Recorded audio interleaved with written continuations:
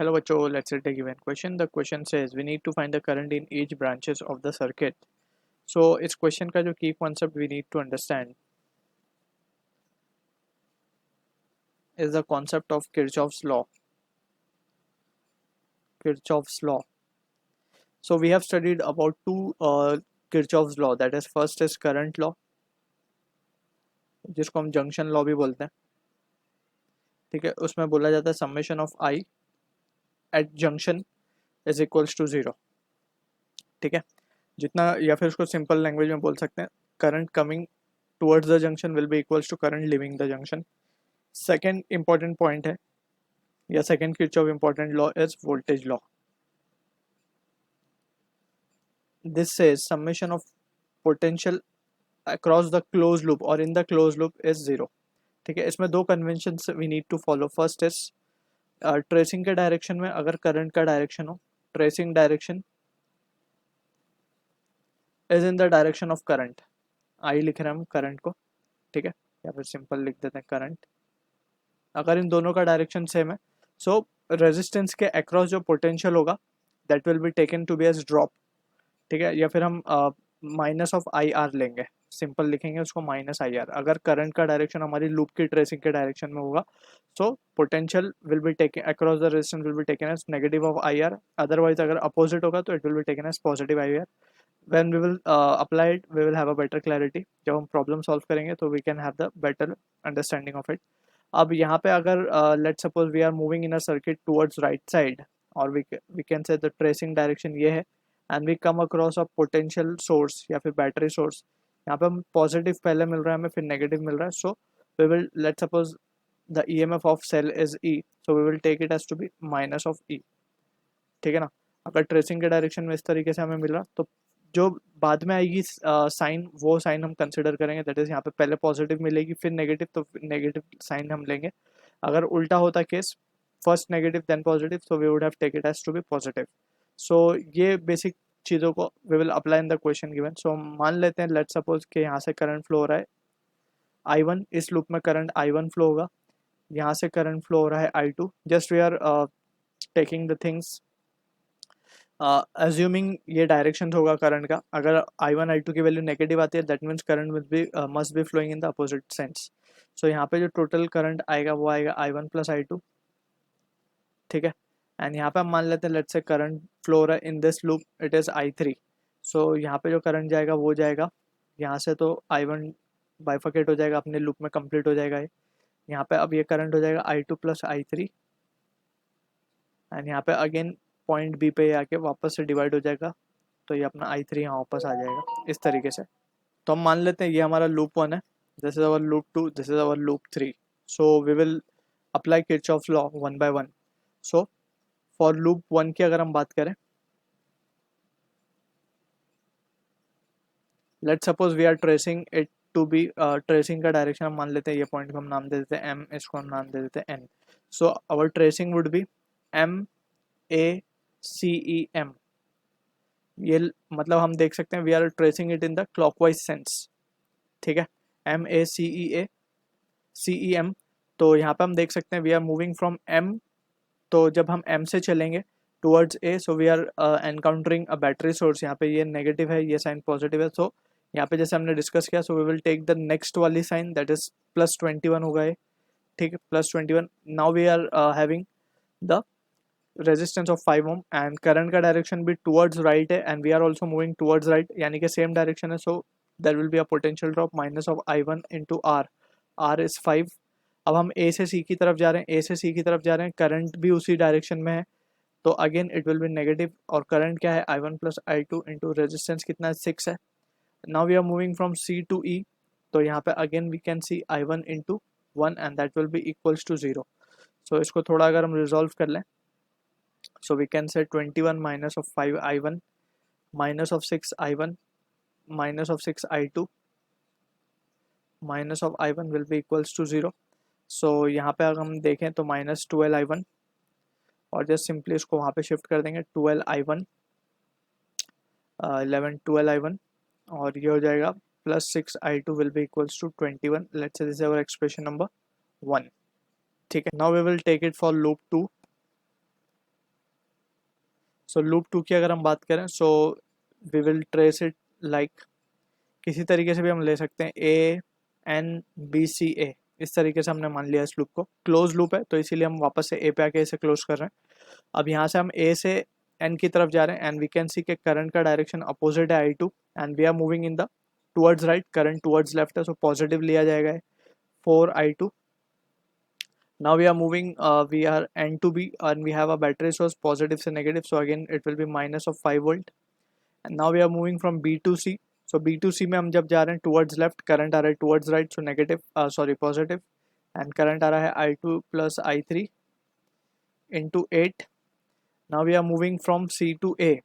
तो again current opposite आ रहा है and current is I1 plus I2 into resistance है 6 ohm and that will be equals to 0. सो इसको थोड़ा अगर हम रिजॉल्व करें, so 4I2 minus of 5 plus of 8I2 plus of 8I3 plus of 6I1 plus of 6I2 will be equals to 0. सो यहाँ पे हम देख सकते हैं 6I1 4I2 12I2 12I2 plus 6 18I2, ठीक है, and that will be equals to 5. अच्छा I3 भी है हमारे पास प्लस 8I3, तो plus 8I3 will be equals to 5. Let's say this is expression number 2. एक बार चेक कर लेते हैं. 6I1 है, I2 में 12 18I2 plus 8I3 and that is equals to 5. सो ये दो लूप पे हमने किरचॉफ लॉ लगा दिया. Now we will take for the loop 3.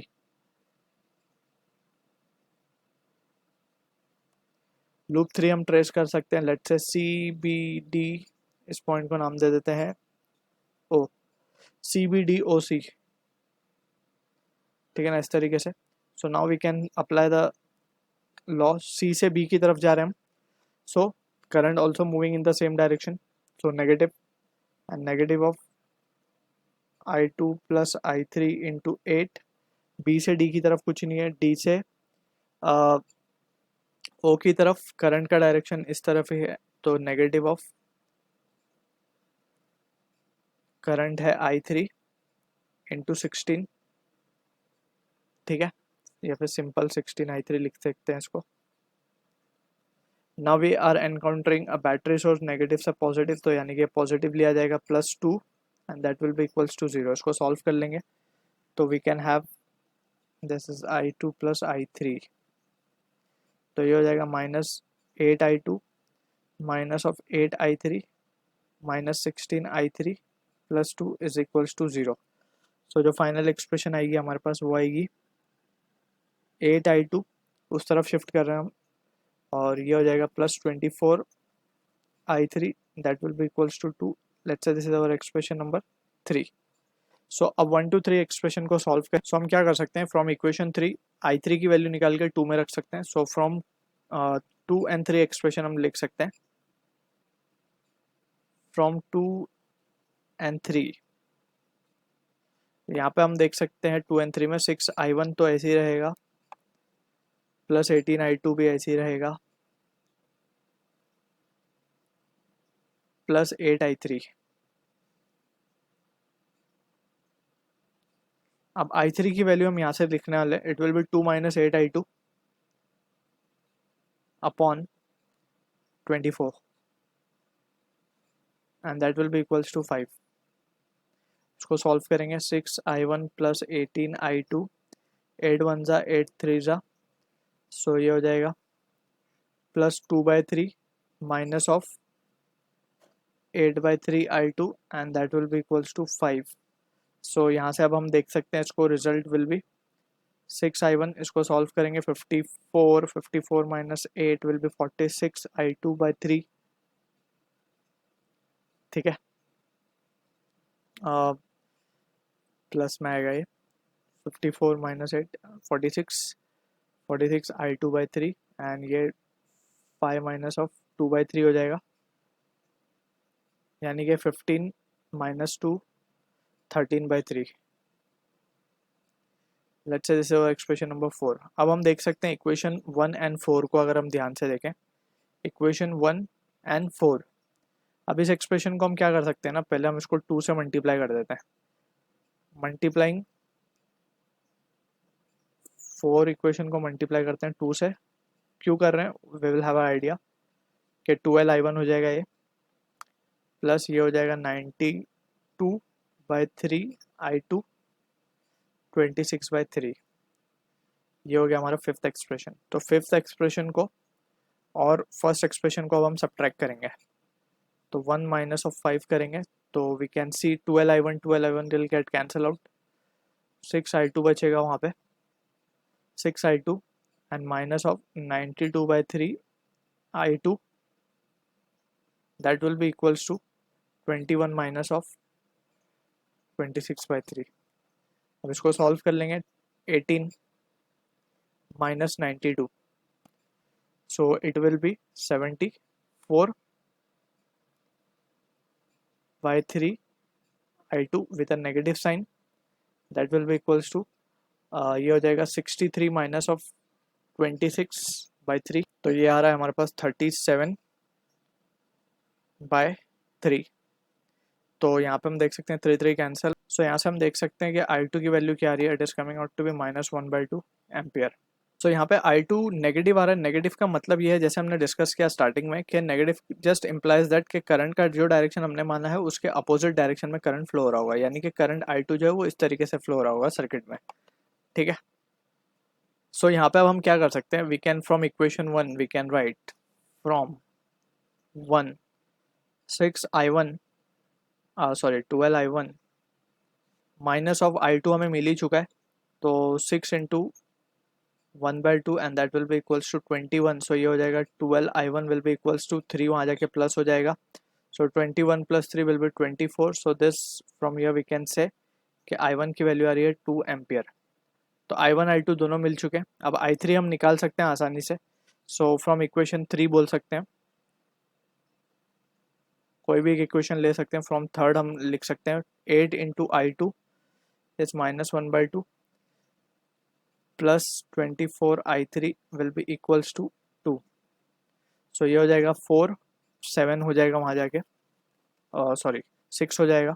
So I3 की वैल्यू क्या आ रही है हमारे पास, देख सकते हैं 6/24 that is 1/4 ampere. So this are the answers for the question, यानी कि लूप में जो भी करंट हमें मिल रहा है I1 I2 I3 we have calculated it. So I hope you understood the solution. All the best.